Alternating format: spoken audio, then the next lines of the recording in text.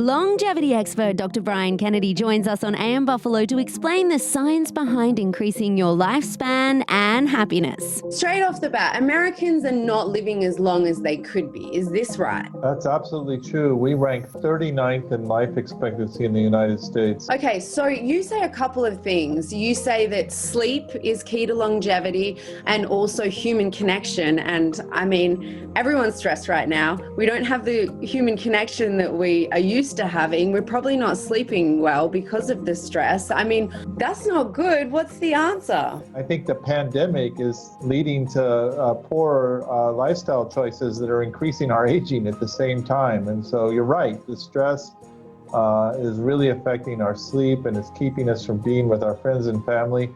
We've known in the elderly that these two factors are predictors for mortality.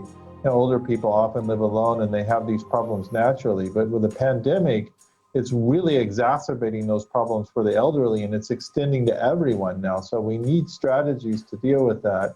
The first thing I would say sounds obvious, but try to stay positive.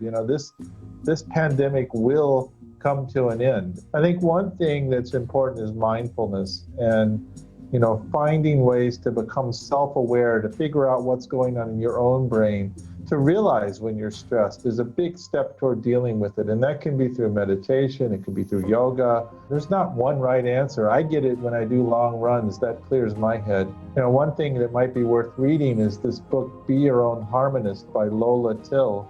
And the reason I bring that up is it's a personal journey toward healthy lifestyle.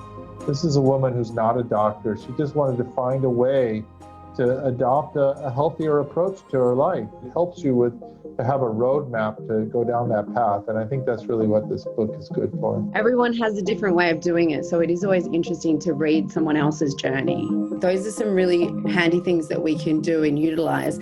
I think it's pretty obvious that exercise and eating well can be helpful when it comes to increasing longevity, but it's easier said than done. We're losing exercise right now. If you're not going to work, not going out with your friends, you're missing probably 4,000 or 5,000 steps a day that you normally get. So it's important to find safe ways to get that exercise. Maybe that's running or biking or exercising at home. And then with diet, look, in the US, the problem is people are overeating. Life expectancy is not going up in part because of obesity.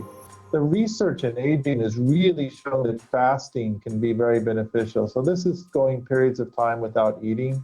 One way people do it is by time-restricted feeding, where they eat all of their food in an 8-hour window or a 12-hour window.